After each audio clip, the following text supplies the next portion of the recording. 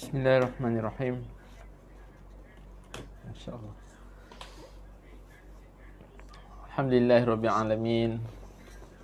Nahmaduhu wa nasta'inuhu wa nastahdi nastaghfiruh wa na'udzu billahi min syururi anfusina wa min sayyiati a'malina may yahdihillahu fala mudilla lahu wa may yudlil fala hadiyalah. Asyhadu an la ilaha illallah wa asyhadu anna Muhammadan abduhu wa rasuluh. Allahumma rabbi shrah li sadri wa yassir li amri wahlul 'uqdatam min lisani yafqahu qawli, amma ba'd. Alhamdulillah summa alhamdulillah, syukur pada Allah Subhanahu wa taala.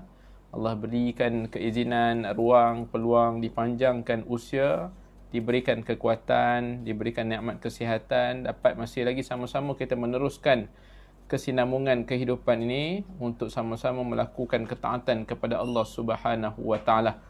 Pejam celik kita dah sampai masuk ke bulan September dah. Kita hampir-hampir ke pertengahan bulan September. Maksudnya kita dah ada tinggal beberapa bulan saja lagi untuk kita meninggalkan 2021. Allahu Akbar. Terasa begitu pantas masa berlalu. Walau apa jua alasan yang kita lakukan, kita kata disebabkan oleh COVID, disebabkan oleh duduk PKP dan PKP, atau apa jua alasan, ala kulli hal kita nak letakkan dalam diri kita supaya sentiasa melakukan persiapan. Itu yang pentingnya. Sentiasa melakukan persiapan, sebab pertemuan dengan Allah itu pasti akan berlaku bila-bila masa. Dan mereka yang telah bertemu dengan Allah, tuan-tuan ambil ni, frasa ni. Mereka yang telah bertemu dengan Allah Subhanahu wa taala, mereka tidak lagi ada peluang untuk melakukan solat, mereka tidak lagi ada peluang untuk melakukan puasa, mereka tidak lagi ada peluang untuk melakukan ketaatan, hatta mereka tidak lagi ada peluang untuk melafazkan kalimah syukur, kalimah alhamdulillah sekalipun, mereka tidak lagi ada peluang. Jadi, sahabat-sahabat, tuan-tuan dan puan yang dirahmati oleh Allah Subhanahu wa taala, kita yang sedang berada ni, yang sedang bernafas, di mana jua berada, yang mungkin ada dalam kenderaan, yang mungkin setelah selesai mendirikan solat maghrib tadi ni, duduk bersama dengan keluarga, yang share ramai-ramai ni, yang jemput semuanya untuk masuk ke dalam majlis ilmu ni, kita masih lagi diberikan peluang bertenaga, nafasnya masih baik, kesihatan masih baik, penglihatan masih baik. Mari sama-sama kita nak memanfaatkan umur ini dalam ketaatan kepada Allah Subhanahu wa taala. Ini yang kempen Allah Subhanahu wa taala sebutkan kepada kita, ya ayyuhallazina amanu taqullah wal tanzur nafsum ma qaddamat lighad. Allah minta kita bermuhasabah, merenung apa bekalan yang kita nak bawa balik bertemu dengan Allah Subhanahu wa taala. Diibaratkan sebagai manusia yang melakukan persiapan demi persiapan untuk hari esoknya, maka ini juga persiapan demi persiapan yang kita nak lakukan untuk balik kepada Allah Subhanahu wa taala. Tuan-tuan, sahabat-sahabat yang dirahmati oleh Allah Subhanahu wa taala, kalau kita diberikan keizinan untuk merentas negeri, saya ambil contoh ni sebagai mukadimah awal.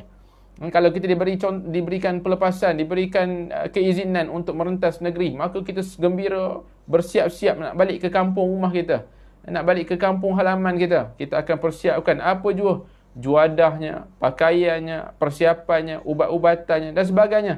Sebab kita nak memastikan perjalanan kita selesa, sampai ke sana nanti dalam keadaan yang selesa. Begitu juga dengan keadaan kita ni. Saya, tuan-tuan dan puan, sahabat-sahabat sekalian, kita sedang mempersiapkan diri kita untuk keselesaan di sana nanti. Di sana hanya ada dua pilihan, sama ada ke syurga Allah ataupun sebaliknya. Tidak ada pilihan yang ketiga. Maka naklah kita bertekad dalam diri kita.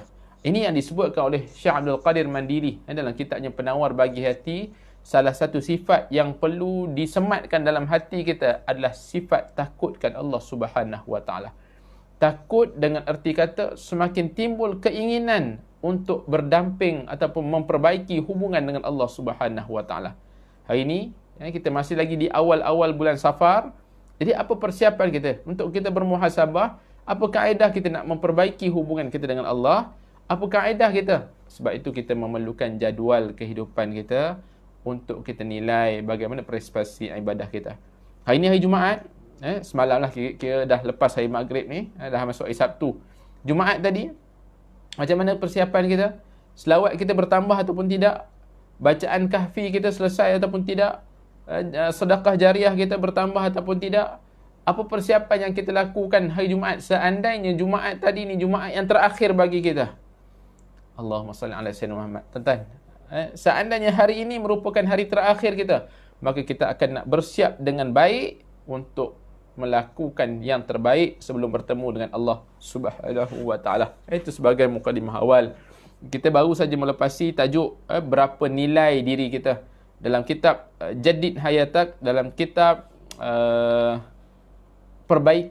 perbaharuilah hidup yang dikarang oleh Syekh Muhammad Ghazali. Kita baru saja melepasi berapa nilai diri kita, nak menunjukkan ketinggian nilai kita sebagai hamba Allah Subhanahu wa taala. Tajuk baru malam ni, kitalah yang membentuk diri kita. Allahu akbar. Ini pun tajuk yang menarik juga. Kitalah yang membentuk diri kita. Bagaimana sikap kita, bagaimana akhlak kita, bagaimana peribadi kita yang sebenarnya. Ini yang Syekh Muhammad Ghazali nak sebutkan kepada kita. Ungkapan kitalah yang membentuk diri kita ni satu ungkapan yang hebat. Saya tak naklah secara detail sebab mukadimah ni agak detail sedikit, agak panjang sedikit. Saya cuba ringkaskan sebagai mukadimah. Nanti isi ni kita akan baca bersama. Kata Syekh Muhammad Ghazali, ungkapan kitalah yang membentuk diri kita ni satu ungkapan yang sangat hebat, yang membuatkan Syekh Muhammad Ghazali terkesima. Kitalah yang membentuk diri kita. Siapa lagi? Selalu saya ulang pada tuan-tuan dan puan-puan. Siapa lagi kalau bukan kita? Bila lagi kalau bukan sekarang?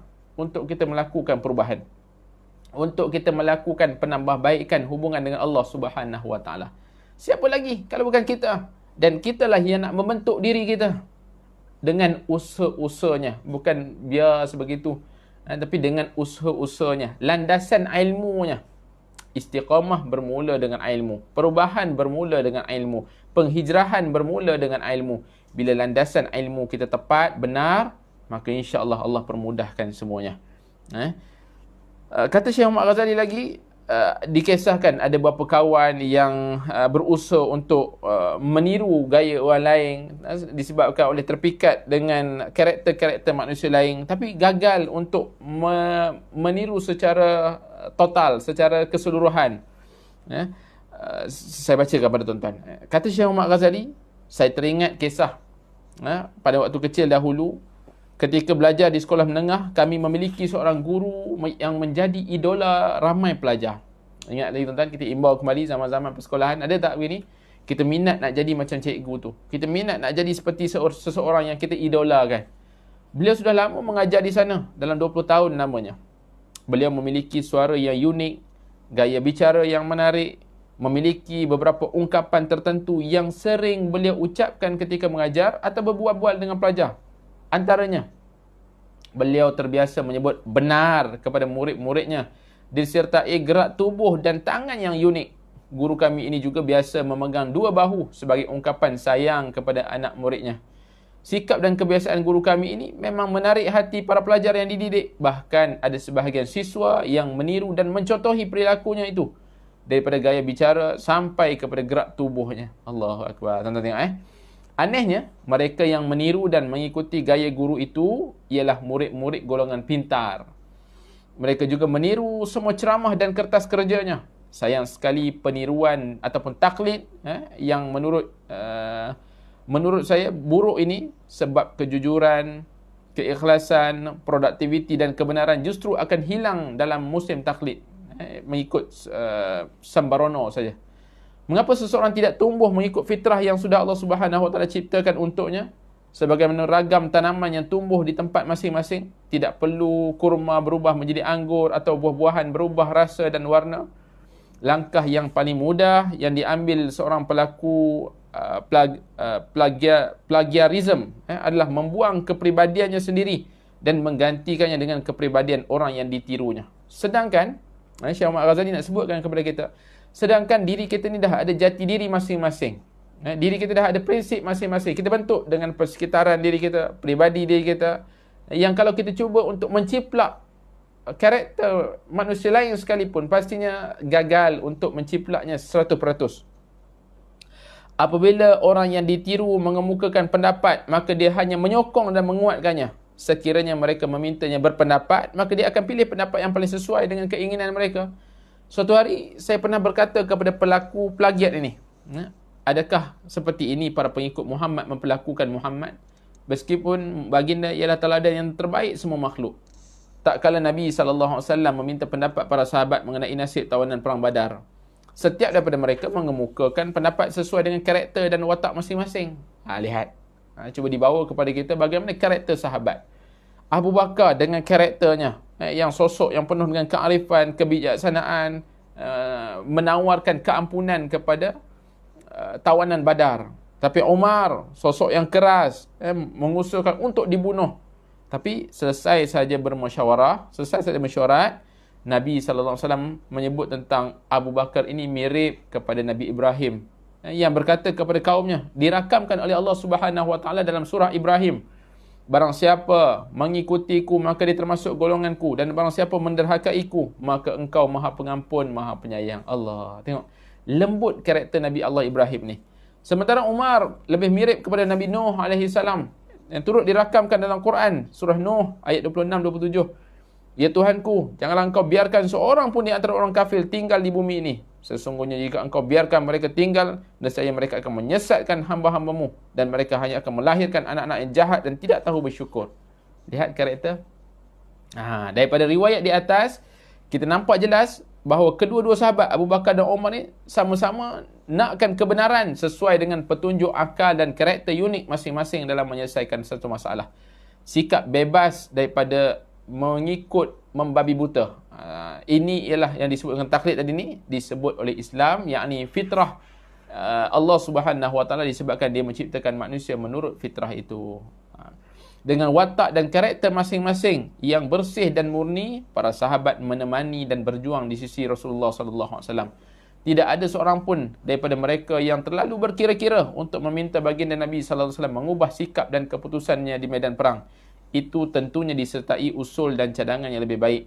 Apabila Nabi sallallahu alaihi wasallam melihat cadangan yang mereka itu bagus, baginda akan menerima dan mengambilnya.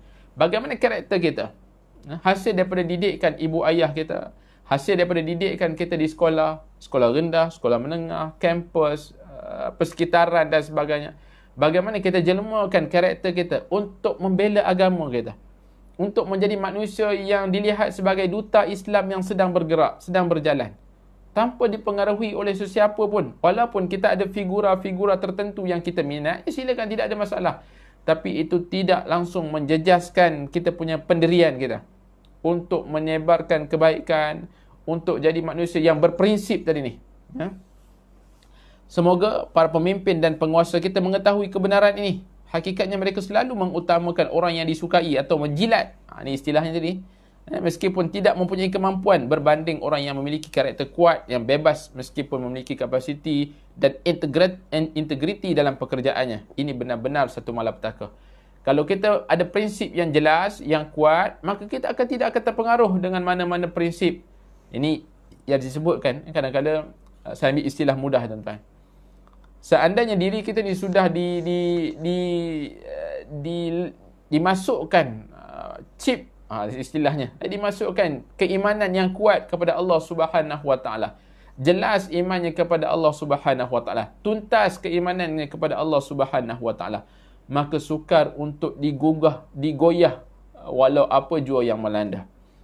Prinsip dan sikap kita untuk menegakkan kebenaran dan keadilan di mana jua kita dicampakkan, akhirnya timbul istilah-istilah dicampak di laut menjadi pulau, dicampak di hutan menjadi bukit bukau. Allah, ni bagaimana prinsip yang akhirnya kita jadi manusia yang tidak pernah goyah sebab kita menentukan sikap diri kita. Saya pernah mendengar kisah Stalin, bekas pemimpin Rusia, yang pernah memecat seorang pegawai tertinggi daripada pekerjaannya. Mengapa? Sebab setiap kali Stalin meminta pendapat dalam satu persoalan, pegawai tersebut selalu mengampunya dan memberikan pendapat yang dianggapnya sejajar dengan pendapat Stalin. Pegawai seperti ini tidak dapat diharapkan manfaatnya dan tidak boleh dipercayai. Wujud tak manusia sebegini, tuan-tuan? Wujud. Ada manusia-manusia sebegini yang seolah-olah lalang, nak dikatakan lalang, hanya menuruti apa yang mereka suka. Sedangkan ia bercanggah dengan fitrah prinsip dirinya sendiri. Walaupun dia tahu perkara itu salah, walau dia tahu perkara itu bercanggah dengan syarak dan sebagainya, tapi dek kerana nak menjaga sesuatu, akhirnya apa yang hanya membenarkan, walaupun dirinya tidak redha. Ini yang tidak dibenarkan dalam agama ini. Disebutkan kepada kita juga, meniru kepribadian ini membahayakan agama. Meniru kepribadian membahayakan agama. Sikap meniru ni, meniru kepribadian orang lain merupakan penyakit yang berbahaya. Dalam pandangan agama, ia dianggap sebagai kecacatan yang sangat buruk. Sebab seseorang tidak akan mencapai darjat takwa kecuali apabila perilakunya lurus dan karakternya murni. Kalau kita hanya meniru-niru sahaja, tanpa kita mengetahui, tanpa ada usul periksa, tanpa kita mengetahui puncanya. Ini kadang-kadang kalau kita nak mudah faham, kita tak pernah pun belajar salat, akhirnya kita nak meniru pergerakan solat. Mana mungkin manusia yang hanya memandang daripada jauh saja pergerakan solat seseorang itu dalam surau masjid, akhirnya dia nak tiru. Adakah pergerakan itu terpakai? Pastinya tidak. Sebab dalam solat itu ada rukun-rukun, syarat-syarat yang tertentu yang membolehkan diterima. Ini sebagai contoh lah tuan-tuan. Sebab itu dikatakan perilaku meniru kepribadian ini membahayakan agama kita.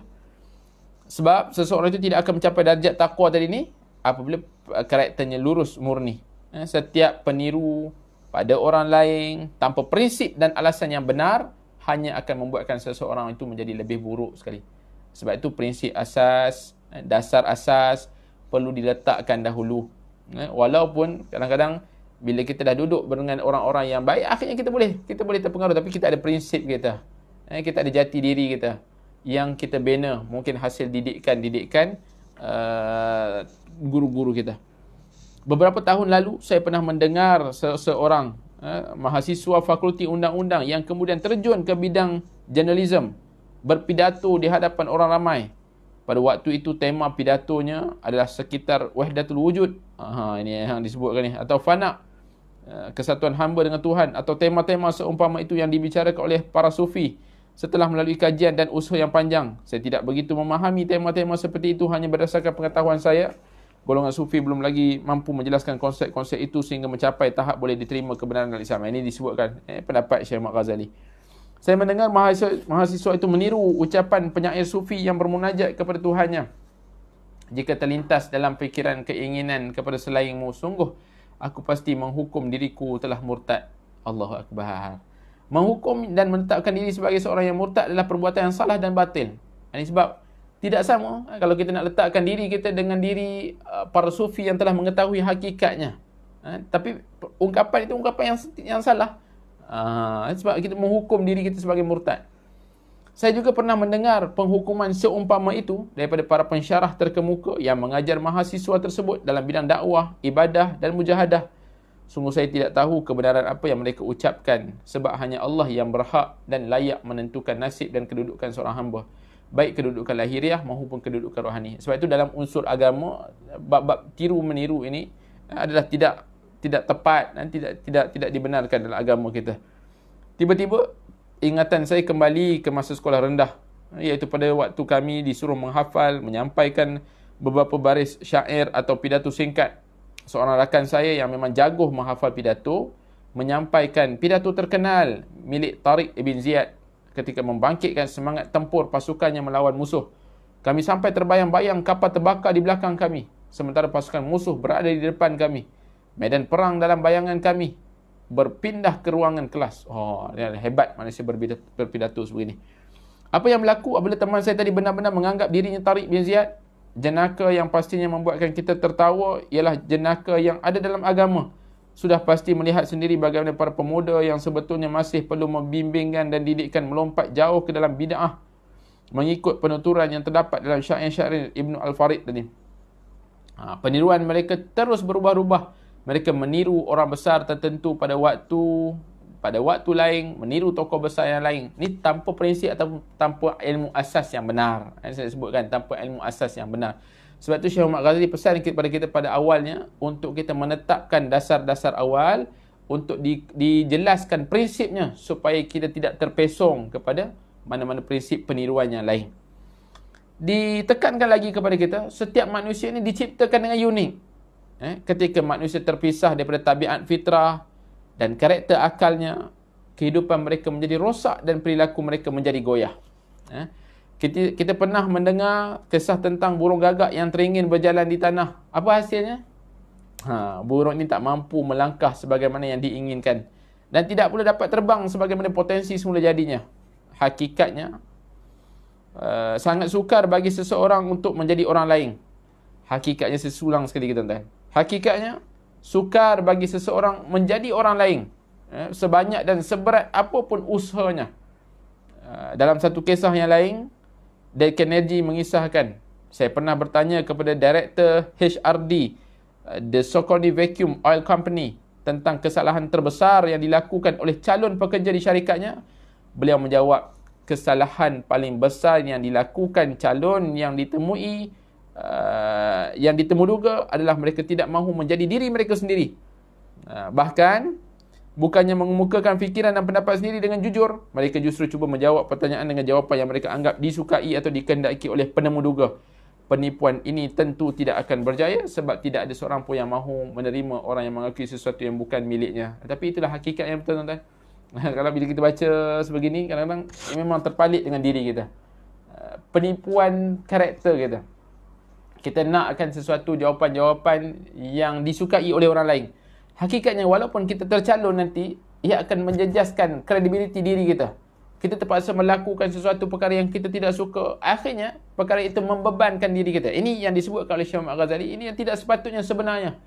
Seandainya kita berlaku jujur, mungkin akan dapat memberikan pencerahan kepada mereka yang berada di hadapan kita. Tapi kerana kita nak meraihkan kegembiraan orang lain, nak meraihkan kesukaan orang lain, kita menipu diri kita sendiri, yang akhirnya tak akan lama sekalipun. Penipuan-penipuan yang kita lakukan itu tidak akan berlaku lama dalam kehidupan kita. Ada pendapat barat yang lain menyebutkan, andai kita merenung ke dalam diri kita dan memerhatikan watak serta potensi semula jadi yang kita miliki, dan sejauh mana kita berkembang dengan watak dan potensi semula jadi itu, pasti kita akan melihat dengan jelas bahawa kita ini hanya sekadar separuh sedar saja. Sebabnya, penyebabnya adalah kerana kita hanya mempergunakan sebahagian kecil sumber fizikal dan mental yang kita miliki. Dengan kata lain, masing-masing hidup jauh di bawah batas keupayaan dimiliki. Dia sebenarnya masih memiliki banyak potensi dan kekuatan lain, tapi dia tidak dapat atau gagal memanfaatnya. Adalah salah satu anda adalah sesuatu yang baru di dunia ini. Sejak bumi ini diciptakan, tidak pernah ada orang yang sama sepenuhnya seperti anda. Tidak akan pernah lagi ada orang yang sepenuhnya sama seperti anda. Pendapat-pendapat yang dibawakan oleh Syekh Muhammad Ghazali kepada kita ni, nak tekankan kepada kita, Allah ciptakan kita ini penuh dengan keunikan, penuh dengan kehebatan, penuh dengan kelebihan kita yang tersendiri. Seandainya kita tidak memanfaatkannya, akhirnya kita hanya menggunakan separuh saja kehebatan diri kita. Separuh lagi itu hanya kita meraihkan manusia lain, kita meraihkan kesukaan orang lain, yang akhirnya potensi diri kita tidak diberikan 100%. Ini nak ditekankan kepada kita, bahawa keunikan yang Allah Subhanahu Wa Taala ciptakan kepada kita. Kita dah baca dengan lepas bahawa nilai diri kita sangat tinggi di sisi Allah Subhanahu Wa Taala, dengan kesihatan, dengan panca indera yang diberikan. Ini ditekankan lagi ni, karakter diri kita, jati diri kita. Ini satu perkara yang sangat mahal, yang tinggi nilainya di sisi Allah Subhanahu Wa Taala. Dalam ilmu genetik, Syekh Muhammad Ghazali sebut, dijelaskan kita ialah satu-satunya terbentuk daripada gabungan 24 kromosom ayah dan 24 kromosom ibu. 48 kromosom ini membentuk karakter baru yang akan menentukan siapa kita yang sebenarnya. Kemudian dalam satu buku Amram Sihenfield, maaflah kalau salah punya pronoun tu kan, bukunya You and Heredity, mengatakan dalam setiap kromosom terdapat ratusan gen, dan dalam kes tertentu satu gen saja sudah mampu mengubah seluruh karakter hidup seseorang. Ini kajian saintis-saintis barat. Mungkin ada yang dalam ni yang pakar-pakar, doktor dan sebagainya boleh mengesahkan. Hakikatnya, kita semua ni diciptakan dengan sangat menakjubkan. Tuan-tuan tak perlu, dulu kita dah pernah bahaskan, tak perlu dipandang jauh. Kalau kita pandang luaran dalam diri kita, penciptaan cap jari kita, penciptaan tapak tangan kita yang sangat luar biasa, berbeza-beza mengikut manusia. Cap jari kita tak pernah sama pun sesama manusia. Kita ada ratusan ribu bilion manusia di atas muka bumi Allah, tetapi bagaimana Allah menciptakan setiap kelahiran itu berbeza di sudut cap jarinya, karakternya, keunikannya. Masya Allah, tuan-tuan.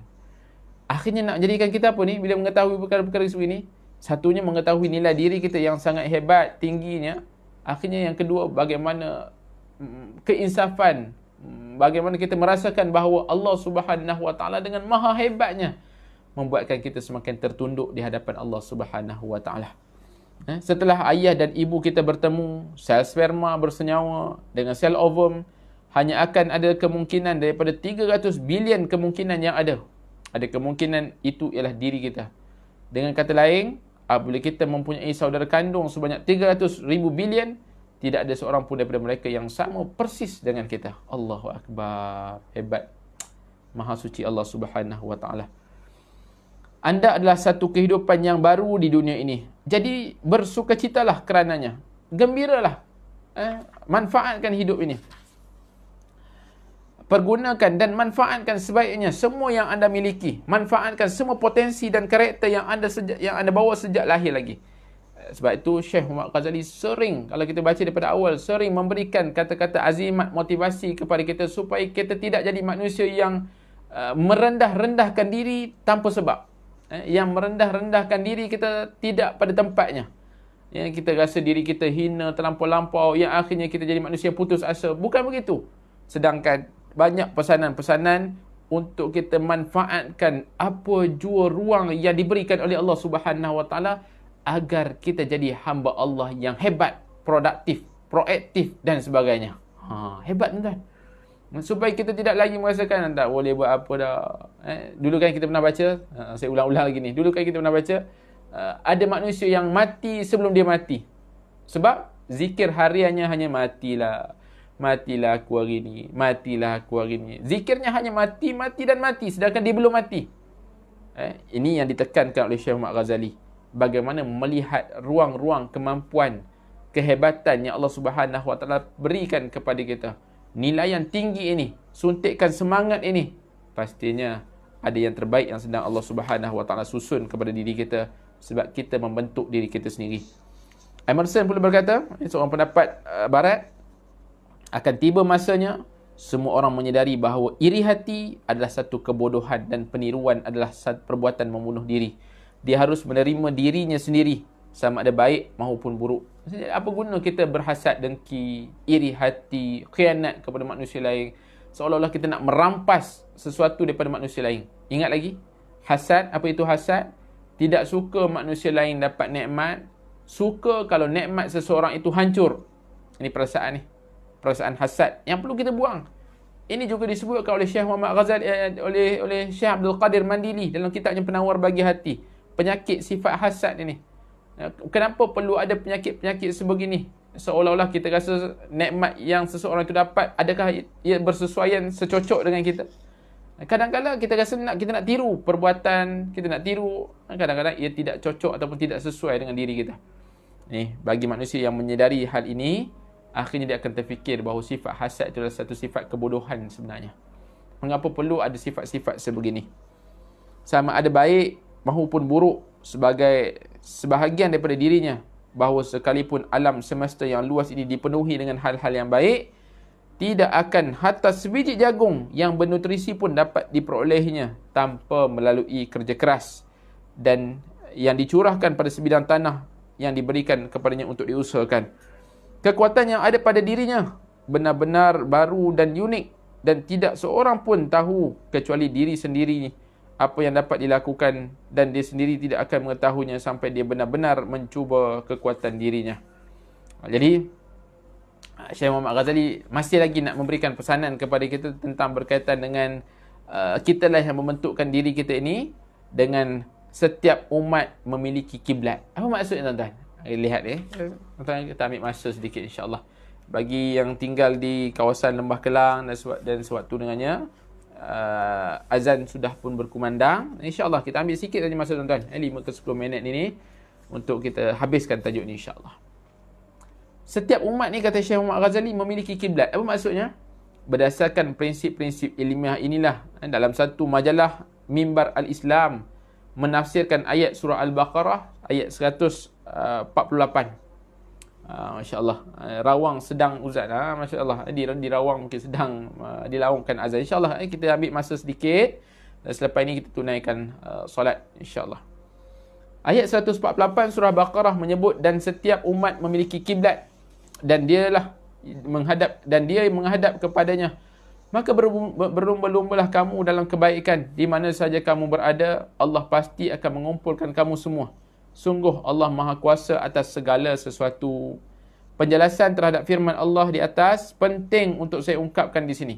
Kata Syekh Muhammad Ghazali berdasarkan ayat 148 ini, penting sebab ada perkaitan rapatnya dengan paparan oleh sekali lagi Syekh Muhammad Ghazali sebut oleh Carnegie ni.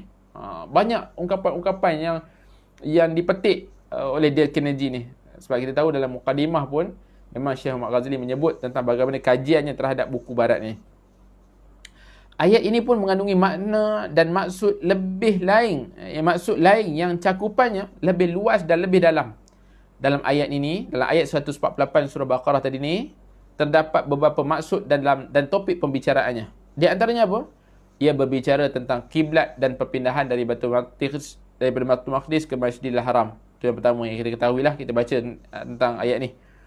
Dari sini para mufassir mesti membincangkan kaitan antara isi ayat dan tema kiblat. Kemudian menjelaskan maksud-maksud lain yang terkandung dalamnya. Para mufassir berkata, ahli-ahli tafsir cuba membuat penafsiran. Yang pertamanya kata wijhah bermaksud kiblat. Jadi ayat ini mengandungi maksud bahawa semua penganut agama atau kepercayaan millah memiliki kiblat masing-masing, baik dalam kalangan musyrik maupun para pemilik kitab suci. Itu yang pertama. Yang kedua, kiblat dalam ayat ini dikhususkan bagi penganut agama Samawi saja, Yahudi, Nasrani dan Islam. Setiap daripada mereka memiliki kiblat masing-masing. Ini juga adalah satu pendapat ahli-ahli mufassirin. Yang ketiga, kiblat dalam ayat yang tadi 148 tadi dikhususkan untuk orang Islam saja. Artinya setiap Muslim memiliki arah masing-masing, sementara menghadap kiblat mungkin dari arah selatan, utara, barat dan timur. Jadi Syekh Muhammad Ghazali sebut apa kan kepada kita? Sebenarnya ayat ini juga mengandungi maksud yang lain. Ia mengisyaratkan bahawa setiap orang memiliki pandangan dan orientasi hidup masing-masing sesuai dengan kecenderungan, pembawaan atau perwatakan peribadi mereka. Boleh juga ditafsirkan sebegitu. Di sini kami tidak hanya berbicara tentang setiap orang memiliki prinsip hidup yang berbeza antara satu sama lain, konteks politik, ekonomi, falsafah dan ataupun selainnya. Namun kami berbicara tentang konteks yang lebih luas yang mencakupi seluruh manusia yang memegang bermacam aliran pemikiran, baik yang terkenal maupun tidak terkenal. Tuan-tuan, lihat keunikan manusia. Berdasarkan latar belakang pelajarannya, kehidupannya, sosio budaya, bagaimana dia berbicara, dengan siapa dia membangun, dengan siapa dia dibesarkan, semua ini akhirnya membentuk pola pemikiran masyarakat. Sebab itu kita lihat ada manusia yang begitu pemikirannya, ada yang begini pemikirannya. Ini bagaimana keunikan manusia. Manusia tidak dicetak secara berulang-ulang dalam bentuk dan keadaan yang serupa. Tuan-tuan, kita kena ingat benda ni. Manusia tidak dicetak berulang-ulang dalam bentuk dan keadaan yang serupa. Kalau penciptaan manusia, mungkin ya kita akan meniru. Nampak itu bagus, maka kita akan nak tiru, nak buat. Tapi pastinya tidak akan sama. Pasti tidak akan sama. Cetakan jiwa dan cetakan fizikal masing-masing berbeza dan khusus. Struktur dan bentuk badan mereka berbeza-beza. Ada tinggi, ada rendah, ada kulit halus, kasar, tubuh kuat, lemah dan sebagainya. Perbezaan juga terdapat pada bentuk hidung, mata, mulut, kening, semuanya bahagian wajah lain. Artinya tubuh dan wajah mereka tidak dicetak dalam satu cetakan yang sama atau dibentuk dalam satu acuan sahaja. Tuan-tuan, kalau mungkin kita sebut sekarang ni di dunia ni ada 7 muka yang serupa dan sebagainya. Wallahu alam. Wallahu alam. Tidak ada penemuan-penemuan yang jelas disebut di situ. Hatta Syekh Muhammad Ghazali kan kepada kita cap jari sekalipun. Ini antara keunikan. Perbezaan bentuk tubuh yang menakjubkan dan menunjukkan kehebatan kuasa Allah ini termasuk pada perbezaan karakter, watak, kecenderungan, pemikiran, perasaan dan seterusnya. Lihat, bukan sekadar luaran tapi dalaman juga. Karakter, watak, kecenderungan, pemikiran, perasaan, semua juga Allah ciptakan tidak berulang-ulang. Maksudnya setiap daripada kita mempunyai karakter yang pelbagai, mempunyai satu prinsip, mempunyai satu kecenderungan, mempunyai satu pemikiran, perasaan yang mungkin ada satu ada sesuatu tempat yang mungkin kita bersepakat. Tapi ada part-part yang lain, bahagian-bahagian yang lain yang mungkin ada kecenderungan masing-masing. Sebab itu kita lihat manusia berbeza-beza minat kecenderungannya. Ini juga satu nikmat daripada Allah Subhanahu Wa Taala. Seluruh manusia mempunyai perbezaan dalam cetakan lahiriah dan batinnya. Cetakan jasmani dan rohaninya. Setiap orang memiliki cetakan tubuh yang tidak seorang pun menyamai, dan cetakan batin yang pasti berbeza dengan memiliki selainnya. Seperti yang diketahui, jasmani atau pengeluaran ni merupakan wadah bagi jiwa. Elemen-elemen batin inilah yang menentukan arah tubuh jasmani. Ia juga dapat memaksa sisi jasmani melakukan perbuatan apapun yang diingininya.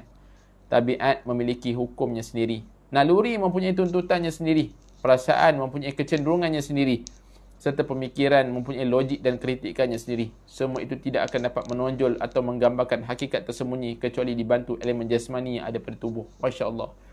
Tuan-tuan lihat, Syekh Muhammad Ghazali nak cuba bawakan kepada kita ni bagaimana keunikan dalaman dan luaran ciptaan Allah Subhanahu Wa Taala. Akhirnya, kenapa kita bincang pening-pening, tuan-tuan? Kita akan menghargai diri kita. Kita akan meletakkan, Masya Allah, betapa hebatnya ciptaan Allah terhadap diri kita ni. Kita akan lebih menghargai diri kita. Kita akan cuba sedaya upaya untuk berdamai dengan diri kita. Berdamai dengan diri kita. Kita mungkin tak dapat nak menjadi seperti seorang itu 100%. Tapi bagaimana kecenderungan kita, akhirnya kita akan lebih mencari ilmu. Kita akan lebih untuk menggali ilmu. Untuk berdasarkan potensi yang kita ada, akhirnya kita akan jadi manusia yang lebih bermanfaat kepada umat. Ketika seseorang berbicara, menulis, memberi isyarat, berjalan, membeli dan menjual, berinteraksi dan bergaul atau melakukan pelbagai aktiviti lain, semua itu sebenarnya dilakukan kerana dorongan dari dalam dan perintah elemen jiwa. Gerakan tubuh tidak lain merupakan manifestasi daripada apa yang diinginkan elemen batin. Ni semua kita ramai-ramai ni yang sedang mendengar ini pun kan kita ada perasaan-perasaan dalaman kita yang menjentik hati kita untuk mencari ilmu, untuk nak melakukan perubahan. Kita dah melakukan kesilapan, kita terkenangkan kesilapan yang pernah kita lakukan dulu. Kita malu dengan diri kita sendiri. Malu kan dengan diri kita sendiri, perbuatan-perbuatan yang pernah kita lakukan terdahulu. Dosa-dosa yang pernah kita lalu. Seolah-olah kita istilahkan zaman jahiliah kita. Ada istilah-istilah, saya dulu pernah melalui zaman jahiliah tapi dah ditinggalkan. Ada ayat-ayat kita buat macam tu. Tetapi kita malu dengan perasaan kita sebab kita dah melalui fasa-fasa keilmuan. Kita masuk kepada sinar baru, diberikan pencerahan demi pencerahan. Akhirnya kita mula nampak kepada potensi diri kita. Kita mula nampakkan ke arah keagamaan itu. Jadi, kata Syekh Muhammad Ghazali, hakikat manusia bukanlah pada tubuh yang diperintah kemudian menurut sahaja, yang disuruh kemudian bergerak, ia akan hanya mampu merasakan apa yang diinginkan. Namun hakikat manusia ialah watak moral yang menghimpunkan pelbagai macam tabiat, naluri, perasaan, pemikiran ke dalam entiti badan yang mencetak perilaku pemiliknya dan yang menggambarkan dirinya ke dalam fikiran orang lain sebagai sosok yang berbeza daripada orang lain. Luaran ini ditentukan dengan dalaman kita. Dalaman, perasaan, watak, kecenderungan, pemikiran, perasaan, ni akhirnya dijelmakan dalam bentuk luaran kita. Watak moral atau entiti jiwa inilah yang merupakan hakikat manusia, iaitu yang memberi kewujudan tersendiri dan sifat unik yang tidak ada seorang pun menyerupainya. Perilaku seseorang ditentukan dan dilukis oleh tabiat, watak, naluri, kecenderungan dan fikirannya. Jadi tuan-tuan, sahabat-sahabat yang dirahmati oleh Allah Subhanahu Wa Taala, kita sedang menentukan bagaimana perilaku diri kita. Maka dengan memperbanyakkan, kita kadang-kadang kita tak sedar, tuan-tuan. Ayat yang selalu kita dengar mungkin, apa yang kita baca sekarang akan menjadikan siapa kita suatu hari nanti. Ya benar. Apa bacaan kita, apa pendengaran kita, apa yang kita dengar, kuliah-kuliah yang kita dengar, lagu-lagu yang kita dengar, kadang-kadang tanpa kita sedari membentuk peribadi diri kita. Dengan siapa kita berkawan, yang akhirnya membentuk kaedah pola berfikir kita. Ini yang nak disebutkan kepada kita. Perilaku seseorang ditentukan dan dilukis oleh tabiat, watak, naluri, kecenderungan dan fikiran. Jadi, tidaklah salah apabila setiap orang itu memiliki orientasi yang tersendiri yang tiada seorang pun menyamainya. Jadi tak salah lah kalau kita berbeza dengan orang lain. Selagi mana prinsip keagamaan itu tadi tepat, tidak salah.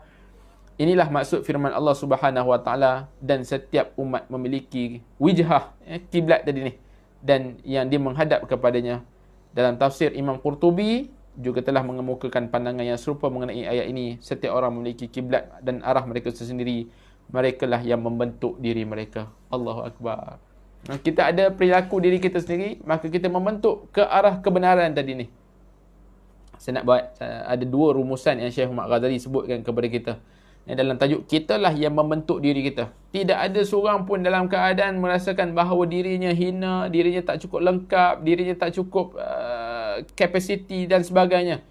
Sebab kita sedang membentuk diri kita ke arah kebaikan dengan potensi yang Allah Subhanahu Wa Taala berikan.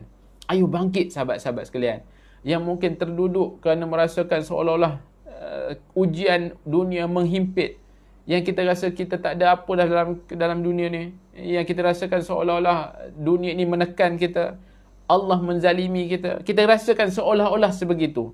Buang perasaan-perasaan negatif sebegitu. Hayati semula bagaimana penciptaan Allah Subhanahu Wa Taala terhadap kemampuan, kekuatan diri kita.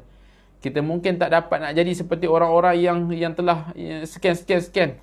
Tetapi dengan potensi yang kita ada, kita mampu menjadi lebih baik ataupun mampu untuk memanfaatkan diri kita ke arah yang lebih bertenaga mengikut potensi kita masing-masing. Rumusannya ada dua. Yang pertama, kata Syekh Muhammad Ghazali, Islam merupakan agama yang bebas daripada amalan sikap taklid buta, ikut sembrono saja. Tetapi disebutkan kepada kita meniru kepribadian orang lain, ini merupakan perbuatan yang bahaya. Seandainya tiruan-tiruan itu, kita dah baca huraian tadi, meniru akhirnya tidak tahu pangkalnya, tidak tahu puncanya. Seseorang tidak akan mencapai darjat takwa dengan bertaklid saja, tetapi dengan perilaku yang lurus dan karakter yang murni. Maksudnya dengan berdasarkan neraca ilmu.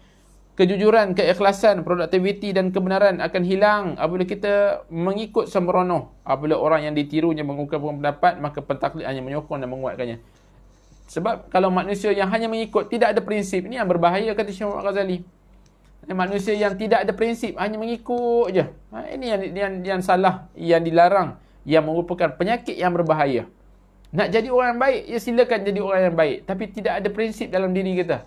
Bagaimana perlu kita untuk mencari ilmu, bagaimana perlu kita menetapkan dalam diri kita dengan prinsip-prinsip yang ada. Ini kalau kita hanya sekadar mengikut daripada jauh, mengikut dengan tidak tahu puncanya. Itu yang pertama. Jadi Islam memang satu agama yang tidak menggalakkan ataupun yang melarang umatnya itu hanya mengikut tanpa ada ilmu. Yang kedua, perilaku seseorang ditentukan dan dilukis oleh tabiat, watak, naluri, kecenderungan dan fikiran.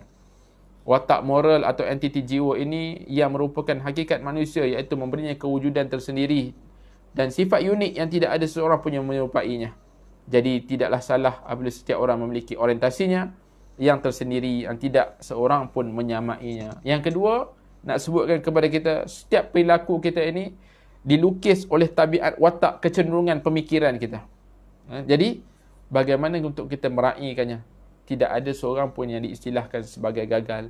Tidak ada seorang pun yang diistilahkan sebagai manusia yang hina dan sebagainya, selagi mana kita mampu untuk memanfaatkan potensi diri kita. Kita mampu untuk memanfaatkan watak, tabiat, kecenderungan mengikut masing-masing. Yang pastinya berbeza dengan setiap orang. Hatta ibu-ibu, ayah-ayah yang bersama dengan kita malam ni, anak kita pun pelbagai. Kalau anak kita 10 orang, pastinya setiap daripada mereka ni mempunyai pelbagai karakter yang pelbagai, karakter yang masing-masing. Dan kaedah kita mendidik pun pastinya tidak akan sama. Anak pertama, anak kedua, anak ketiga, anak keempat, anak kelima, yang karakternya semuanya berbeza, yang akhirnya mewujudkan semuanya itu akan membuatkan kita nak balik pada Allah Subhanahu Wa Taala dengan kita merasai ini satu perkara yang sangat agung, penciptaan yang sangat hebat. Pastinya hebat bagaimanapun kita merasai kehebatan Allah Subhanahu Wa Taala yang menciptakan kita, semakin kita tunduk dan patuh kepada perintah Allah Subhanahu Wa Taala. Nah, saya kira cukup sekadar itu pada malam ini dengan tajuk yang Syekh Muhammad Ghazali sebutkan kepada kita. Kitalah yang membentuk diri kita untuk kita meraihkan segala potensi yang Allah Subhanahu Wa Taala berikan kepada kita. Mudah-mudahan pada minggu hadapan anda dipanjangkan umur, ada kesempatan kita akan melihat kepada kemuliaan kewujudan manusia. Bagaimana nak merasai bahawa manusia ini diberikan otak untuk berfikir, diberikan tubuh badan yang akhirnya mulia manusia itu di sisi Allah Subhanahu Wa Taala. Jadi terima kasih atas perhatian, atas keprihatinan, atas kesudian untuk bersama pada malam ini. Mohon maaf atas kekhilafan bicara dan sebagainya. Seandainya ada persoalan-persoalan yang kurang difahami sepanjang kita bersiaran, maka saya alu-alukan sahabat-sahabat untuk menulis di ruangan komen. InsyaAllah ada kesempatan masa dan sebagainya, boleh kita melihat kembali. Ataupun ada teguran-teguran, ada kesilapan-kesilapan pada bicara saya, boleh saja terus dilontarkan untuk perbaiki apa yang saya cuba syarahkan kepada tuan-tuan dan puan-puan sekalian. Jadi cukup sekadar itu dahulu. Aqulu qawli hadza wa astaghfirullahal azim li wa lakum. Wassalamualaikum warahmatullahi wabarakatuh. Terima kasih semua.